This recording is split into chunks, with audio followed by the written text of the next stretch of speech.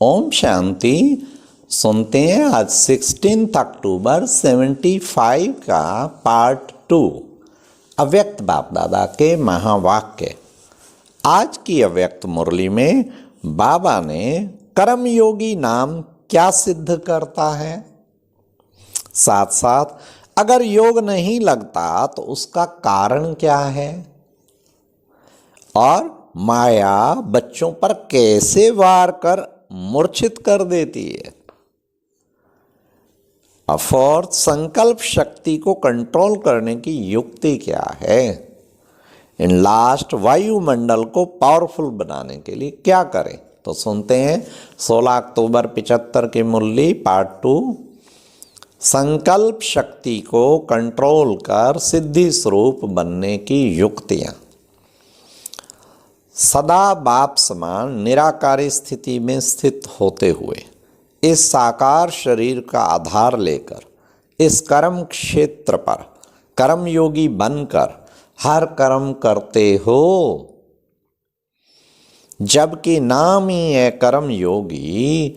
यह नाम ही सिद्ध करता है कि योगी हैं, अर्थात निराकारी आत्मिक स्वरूप में स्थित होकर कर्म करने वाले। कर्म के बिना तो एक सेकंड भी रह नहीं सकते। कर्मेंद्रियों का आधार लेने का अर्थ ही है निरंतर कर्म करना। तो जैसे कर्म के बिना रह नहीं सकते, वैसे ही याद अर्थात योग के बिना भी एक सेकंड रह नहीं सकते। इसलिए कर्म के साथ योगी नाम भी साथ साथ ही है। जैसे कर्म स्वतः ही चलते रहते हैं, कर्मेंद्रियों को नेचुरल अभ्यास है, ऐसे ही बुद्धि को याद का नेचुरल अभ्यास होना चाहिए। इन कर्मेंद्रियों का आदि अनादि अपना अपना कार्य है। हाथ को हिलाने व पांव को चलाने में कोई मेहनत नहीं करनी पड़ती। उसी प्रमाण ब्राह्मण जीवन का तथा इस संगम युगी जीवन में बुद्धि का निजी कार्य व जन्म का कार्य याद है। जो जन्म का निजी कार्य होता है नेचुरल और सहज ही होता है। तो क्या ऐसे अपने को सहज कर्म योगी अनुभव करते हो या यह मुश्किल लगता है? अपना कार्य कभी भी मुश्किल नहीं लगता, दूसरे का मुश्किल लगता है। यह तो कल्प कल्प का अपना कार्य है ना। फिर भी यदि मुश्किल लगता है, अर्थात निरंतर कर्म योगी स्थिति अनुभव नहीं होती है, तो इसका कारण क्या है? क्या कारण है? तो सुनिए, अब बाबा का कारण बताएंगे, बिल्कुल क्लियर, ध्यान से सुनना। अगर योग नहीं लगता तो अवश्य ही इंद्रियों द्वारा अल्पकाल के सुख प्राप्त कराने वाले और सदाकाल की प्राप्ति से वंचित कराने वाले कोई ना कोई भोग भोगने में लगे हुए हैं। इसलिए अपने निजी कार्य को भूले हुए हैं।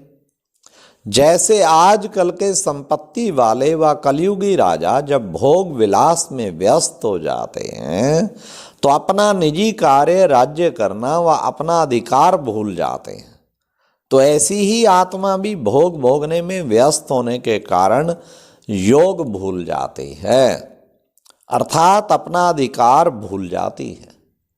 जब तक अल्पकाल के भोग भोगने में मस्त हैं, तो जहाँ भोग है वहाँ योग नहीं है।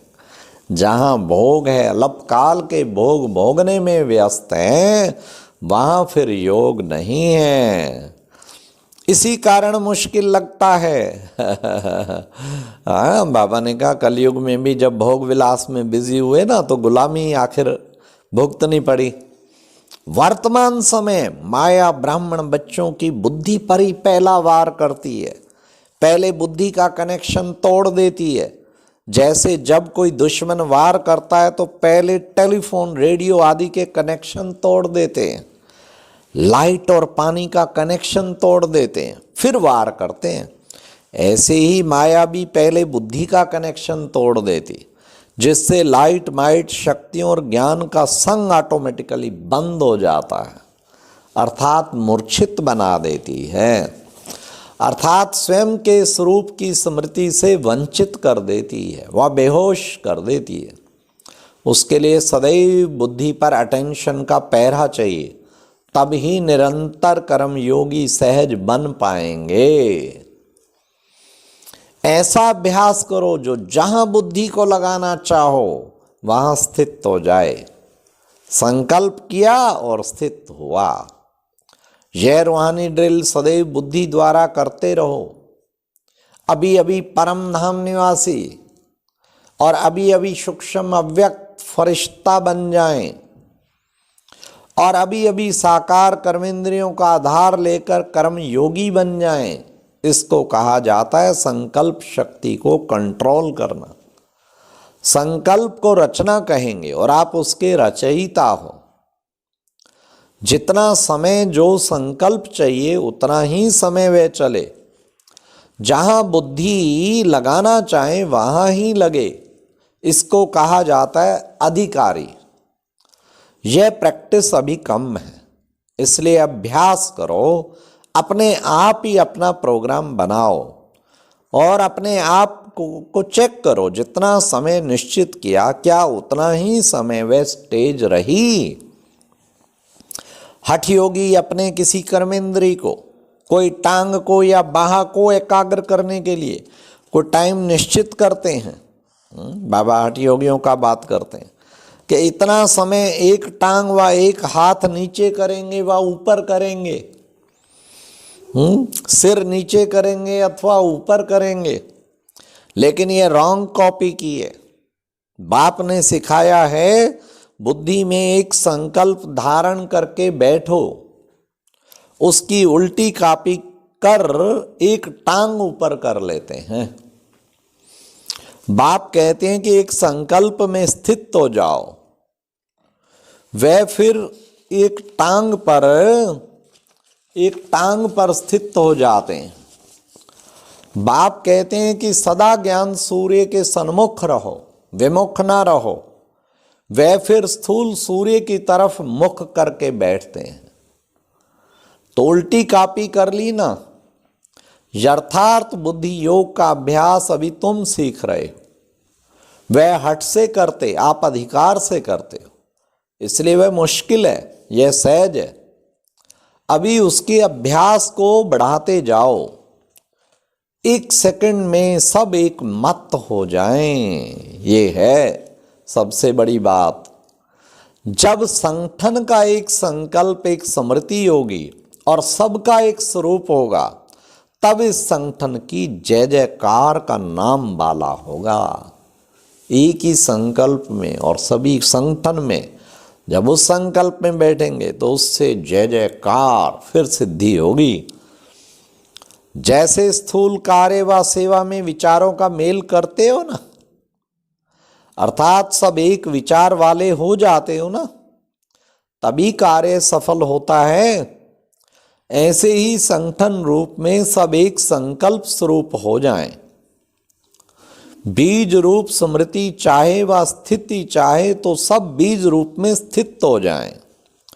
ऐसे जब एक स्मृति स्वरूप हो जाएंगे तब हर संकल्प की सिद्धि अनुभव करेंगे, वह सिद्धि स्वरूप हो जाएंगे। जो सोचेंगे और जो बोलेंगे वही प्रैक्टिकल में देखेंगे। इसको कहते हैं सिद्धि स्वरूप। यही जय जयकार की निशानी है। इसी का ही यादगार है कलयुगी पर्वत। उसे एक साथ में ही उंगली देना, यह संकल्प ही उंगली है। तो अभी ऐसे प्रोग्राम बनाओ। संगठन रूप में एक स्मृति स्वरूप होने से क्या होगा? वायुमंडल पावरफुल हो जाएगा। लगन की अगन की भट्ठी अनुभव होगी, जिसके वाइब्रेशन चारों ओर फैलेंगे। जब भी संगठन की भी भट्ठी हो, बीच बीच में संकल्प क्यों दिया जाता? ताकि सब एक संकल्प में बैठे।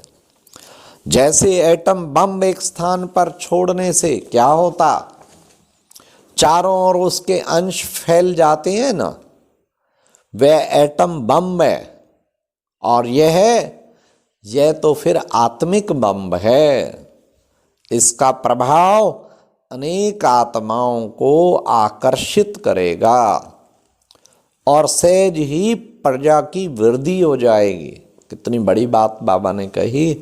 जब संगठन में हम सब एक ही संकल्प में स्थित होंगे तो एटम बम का काम करेगा। तभी बीच बीच में इंटरनेशनल योग चालू किया, हर संडे थर्ड संडे होता, ताकि पूरा ब्राह्मण परिवार 12 लाख आत्माएं एक ही समय और उस 1 घंटे में और एक ही संकल्प में बैठें तो क्या काम करेगा? फिर एटम बम का काम करेगा। बाबा ने कहा एटम बम जैसे चारों ओर अंश फैला देता और प्रभाव दिखाता।